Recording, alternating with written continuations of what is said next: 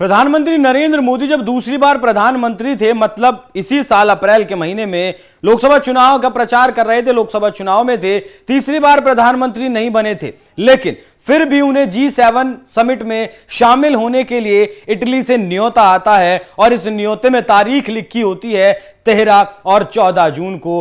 हालांकि नरेंद्र मोदी से स्वीकार कर लेते हैं, जबकि उन्हें नहीं पता होता कि 4 जून में क्या नतीजे आएंगे, लेकिन 4 जून में जो नतीजे आए उसके बाद नरेंद्र मोदी ने एक बार फिर से 9 जून को शपथ ली, जिसके बाद कांग्रेस पार्टी इतनी बौखला गई कि उसका चाल, चेहरा और घिनौना चरित्र एक बार फिर से देश के सामने आ गया। सुप्रिया श्रीनेत, इस नाम को तो आप जानते ही होंगे, कांग्रेस पार्टी की तरफ से वो टीवी पर अक्सर आपको बहस करती हुई दिखाई देंगी और कांग्रेस पार्टी का जो आईटी सेल है उसे भी वो अक्सर संभालती हैं। और सुप्रिया श्रीनेत ने अब प्रधानमंत्री नरेंद्र मोदी के इटली दौरे को लेकर इतनी घिनौनी बात कही है कि शायद कोई ऐसी बात सोच भी नहीं सकता। तो जिस तरीके के ट्वीट्स और मीम्स चलना सोशल मीडिया पर किसी भी आदमी को लेकर एक आम बात है, लेकिन उन मीम्स को लेकर, उन ट्वीट्स को लेकर अगर आप रियलिस्टिक बात करते हैं तो फिर सवाल पूछे जाते हैं और सवाल सुप्रिया श्रीनेत से भी पूछा जाएगा। लेकिन पहले सुप्रिया श्रीनेत ने जो सवाल पूछा है वो मैं आपको दिखाऊंगा, लेकिन उससे पहले मैं एक आपको तस्वीर दिखाना चाहता हूं जो इटली के प्रधानमंत्री जॉर्जिया मेलोनी ने अपने ट्विटर हैंडल पर शेयर की है। यह है वो तस्वीर जिसमें आप देख सकते हैं नरेंद्र मोदी बीचों बीच खड़े हैं। भारत का गौरव, भारत का सम्मान, भारत कितना मजबूत आज वैश्विक स्तर पर हो चुका है, उसका अंदाजा आप इससे लगा सकते हैं। और यही वो एक तस्वीर और भी थी जिसमें ये एक और तस्वीर देखिए जिसमें सभी से ज्यादातर राष्ट्राध्यक्षों से जॉर्जिया मेलोनी हाथ मिलाती नजर आती हैं, लेकिन प्रधानमंत्री मोदी जब मिलते हैं तो उनसे वो हाथ जोड़कर उनका अभिवादन स्वीकार करते हैं। एक बार पिछली फोटो एक बार और दिखाइएगा जरा। यह तस्वीर देखिए, इसमें नरेंद्र मोदी बीच में खड़े हैं, लेकिन जब मनमोहन सिंह प्रधानमंत्री हुआ करते थे उस वक्त, जब मनमोहन सिंह उस वक्त G8 हुआ करता था और G8 में शामिल होने के लिए जब गए थे तो वो पिछली कतार में कहीं कोने में खड़े हुए दिखाई दिए थे उस तस्वीर में। लेकिन आज प्रधानमंत्री मोदी की ताकत देखिए कि वो दुनिया के बीच में खड़े हैं और इन G7 देशों के, भारत इनका जो है साथी नहीं है, इन G7 देशों में भारत नहीं है, उसके बावजूद भी भारत के प्रधानमंत्री को न्योता दिया जाता है, वो स्वीकार करते हैं और दुनिया भर के नेताओं से जाकर मिलते हैं, जुलते हैं। अब आपको दिखाता हूं कि सुप्रिया श्रीनेत ने क्या ट्वीट, नहीं, सुप्रिया श्रीनेत के ट्वीट से पहले मैं आपको एक वीडियो दिखाता हूं जो जॉर्जिया मेलोनी ने अपने ट्विटर हैंडल पर शेयर की थी और प्रधानमंत्री मोदी ने भी उसे अपनी स्टोरी पर शेयर किया था, जिसमें मेलोनी ने क्या कहा था, मेलोडी टीम की बात की थी। Hello from the melody team. ये मेलोडी शब्द कहां से आया? पिछली बार जब प्रधानमंत्री मोदी जॉर्जिया मेलोनी से मिले थे, जब वो भारत आई थी G20 के समिट में शामिल होने के लिए, उस वक्त मेलोनी और मोदी को जोड़कर सोशल मीडिया के क्रिएटर्स ने खुद से एक आविष्कार किया था और मेलोडी शब्द का इजाद किया था। उसी को लेकर उन्होंने hello from the melody team कहा। Hello from the melody team का मतलब यह नहीं है कि नरेंद्र मोदी और जॉर्जिया मेलोनी के बीच में कोई संबंध स्थापित होते हैं, लेकिन सुप्रिया श्रीनेत ने जो ट्वीट किया है उससे ऐसा ही लगता है। देखिए जरा एक बार क्या कुछ कहा है सुप्रिया श्रीनेत ने। सुप्रिया श्रीनेत लिखती हैं, नरेंद्र मोदी इटली क्यों गए थे? हम G7 के मेंबर देश नहीं हैं, राष्ट्राध्यक्षों से कोई बड़ी मीटिंग नहीं थी, कोई बड़े संधि या सौदे नहीं हुए, कहीं कोई वक्तव्य या भाषण नहीं दिया गया और अब तो यूक्रेन डिक्लेरेशन से भी दूर रहने का फैसला कर लिया। तो क्या हर लीडर के गले पड़ने और सेल्फी खिंचवाने गए थे या खंडित जनादेश से देश का ध्यान भटकाने गए थे? और हां, एक बात कहना चाहती हूं, यह मेलोडी बकवास बंद होनी चाहिए। मोदी 74 वर्ष के विवाहित पुरुष हैं, उम्र में 27 साल छोटी मेलोनी उनकी बेटी की उम्र की हैं। कुछ नहीं तो मोदी की पत्नी के आत्मसम्मान की तो इज्जत करो। ये वही सुप्रिया श्रीनेत हैं जिनकी पार्टी मोदी की पत्नी का नाम लेकर अक्सर मोदी को घेरती है, बीजेपी पर तंज कसती है। रही बात उम्र में छोटी 27 साल होने की, तो किसने कहा कि मोदी और मेलोनी के बीच में कुछ अलग रिश्ता है। ये सब जो कह रही हैं कि मेलोडी बकवास बंद होनी चाहिए, बकवास आखिर कर कौन रहा है? कांग्रेस पार्टी ही तो इस बकवास की जननी है। अब देखिए नरेंद्र मोदी इटली क्यों गए थे, यहां से शुरू करते हैं कि नरेंद्र मोदी इटली क्यों गए थे। जरा तस्वीरें दिखाइएगा फुल फ्रेम में, नरेंद्र मोदी इटली क्यों गए थे।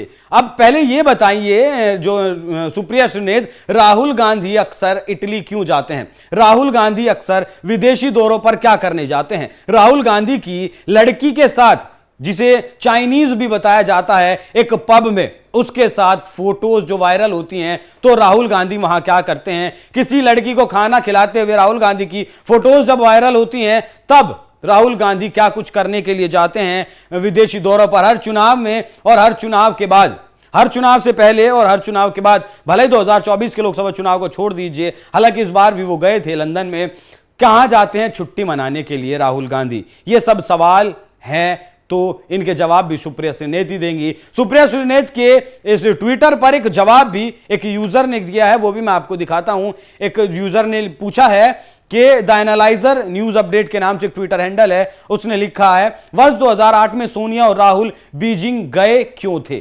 न सरकार में कोई मंत्री पद, न बौद्धिक स्तर ऐसा कि कोई सार्थक चर्चा कर सके, राजीव के पुत्र होने के अलावा कोई हैसियत नहीं, वक्तव्य कॉमेडी शो के अनुरूप वातावरण नहीं, तो क्या भुट्टो और जिनपिंग के सामने घुटने टेकने गए थे? अब इसे एक संयोग मात्र कहा जाए या फिर एक प्रयोग कहा जाए, जब अगर आपको याद हो 26/11 जब हुआ था, जब मुंबई के ताज होटल पर अटैक हुआ था 2008 में, उस वक्त जब वो अटैक हुआ था 26, वो 11वें महीने में हुआ था, और उससे ठीक 2 महीने पहले जिस 2008 की मीटिंग का जिक्र चल रहा है, सोनिया गांधी और राहुल गांधी जिस मीटिंग को अटेंड करने के लिए गए थे, किसी एमओयू को साइन करने के लिए गए थे, आज तक नहीं पता उस सीक्रेट एमओयू में क्या था क्या नहीं था। और ठीक उस मीटिंग के 2 महीने बाद हमारे देश में 26/11 जैसा घिनौना आतंकी हमला होता है। तो कांग्रेस पार्टी की जो सोच है, जो चाल चेहरा और चरित्र है, वो क्या दर्शाता है, शायद बताने की जरूरत नहीं है।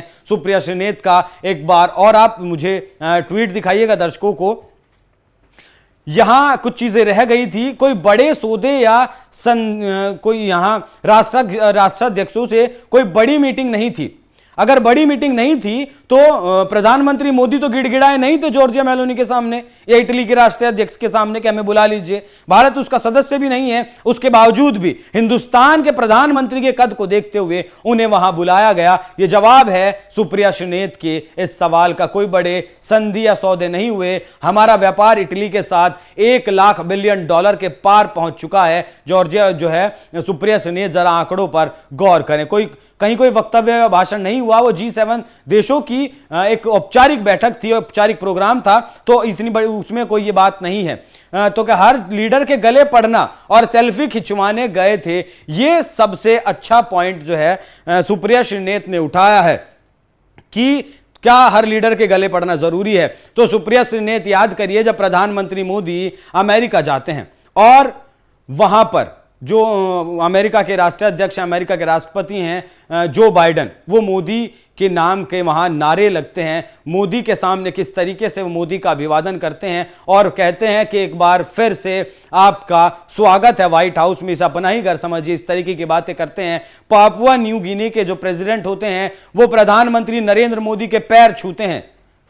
ये वो तस्वीरें शायद सुप्रिया सुनेत देखना भूल गई। और उसके बाद ऑस्ट्रेलिया के प्रधानमंत्री, वर्ल्ड लीडर बताते हैं प्रधानमंत्री मोदी को, दुनिया का बॉस बताते हैं नरेंद्र मोदी को। पापुआ न्यू गिनी के राष्ट्राध्यक्ष, ऑस्ट्रेलिया के राष्ट्राध्यक्ष और खुद अमेरिका जिसे सुपर पावर कहा जाता है उसके राष्ट्राध्यक्ष मोदी का जितना सम्मान करते हैं, वो गले पड़ना नहीं है, वो खुद प्रधानमंत्री मोदी के साथ सेल्फी खिंचवाना चाहते हैं, सेल्फी लेना चाहते हैं, उनसे मुलाकात करना चाहते हैं, उनसे बात करना चाहते हैं, उनके देश में अपना काम करना चाहते हैं। तो प्रधानमंत्री मोदी ने जो छवि हिंदुस्तान की विश्व पटल पर बनाई है वो कांग्रेस पार्टी को बर्दाश्त नहीं हो रही। कांग्रेस पार्टी चाहती है कि यह वही हिंदुस्तान रहे जिस हिंदुस्तान में जब कभी पाकिस्तान हमला कर दिया करता था तो एक चिंदी से देश से बचने के लिए हम जाकर यूएन की गोद में या फिर अमेरिका की गोद में बैठ जाते थे कि जो देश हमसे पैदा हुआ वही आज हमारे ऊपर हमला कर रहा है और हम कुछ नहीं कर सकते,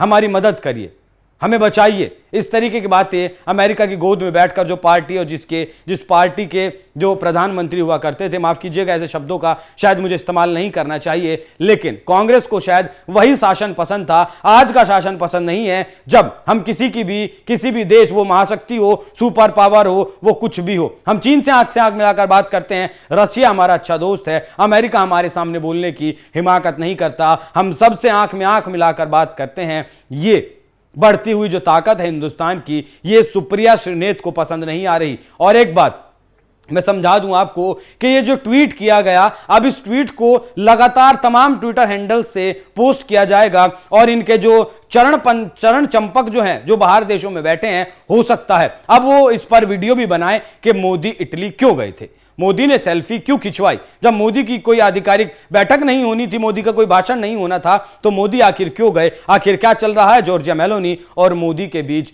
तो इस घटिया मानसिकता को फैलाने का मैं कारण आपको बता दूं, जो मुझे समझ आता है। एक और कारण, जिस तरीके से इस चुनाव में 2024 के लोकसभा चुनाव में कांग्रेस पार्टी ने एक एजेंडा चलाया, एक नैरेटिव फैलाया, एक परसेप्शन बनाया कि 400 पार सीटें अगर बीजेपी की आ गई तो वो संविधान में बदलाव कर देगी और आरक्षण को खत्म कर देगी। इसी चीज का प्रचार कांग्रेस पार्टी के आईटी सेल ने खूब किया, दबाकर इस चीज का प्रचार किया और जनता के दिमाग में यह बात भरने में वो कामयाब रही, तभी जाकर कांग्रेस पार्टी को 99 सीटें मिली। और यह काम करने का श्रेय सुप्रिया श्रीनेत खुद को और अपनी टीम को देती हैं। अब यही काम दोबारा से सुप्रिया श्रीनेत ने किया है, मोदी की छवि को बर्बाद करने के लिए, मोदी की छवि को खराब करने के लिए, मोदी की छवि पर दाग लगाने के लिए कि वो तो सिर्फ मुलाकात करने के लिए, एक महिला से मिलने के लिए वो किसी दूसरे देश में जाते हैं, हिंदुस्तान के पैसे का खर्चा करते हैं और न जाने क्या क्या चीजें कांग्रेस पार्टी की तरफ से कही जाएंगी। ये सिर्फ दिमाग के साथ खेलने की बात है, बरगलाने की बात है कि मोदी इटली क्यों गए थे। मोदी अगर इटली गए थे तो वहां से वो जरूर हिंदुस्तान की ताकत को बढ़ा कर आए हैं, दुनिया को हिंदुस्तान की ताकत दिखाकर आए हैं। G7 का हिस्सा नहीं है भारत, उसके बावजूद भी भारत को बुलाया जाता है G7 में। ये दिखाकर आए हैं प्रधानमंत्री नरेंद्र मोदी, जो कि कांग्रेस पार्टी और उनके चरण चंपकों को शायद पसंद नहीं आई होंगी। इसीलिए इतनी घटिया मानसिकता के साथ यह ट्वीट किया गया कि 27 साल छोटी मेलोनी आपकी बेटी की तरह है। आखिर किसने कहा, किसने रिश्ता कायम किया मोदी और मेलोनी के बीच के कि वो बेटी हैं या कुछ और हैं? आप क्या सोचते हैं इस ट्वीट के ऊपर? और जितनी चीजें मैंने आपको बताई हैं, जिस तरीके से हिंदुस्तान की ताकत बढ़ रही है, अपनी राय कमेंट कर जरूर बताइएगा और साथ ही इस परसेप्शन और नैरेटिव में फंसने से पहले सारी चीजें गौर करने की जरूरत है, समझने की जरूरत है। नमस्कार।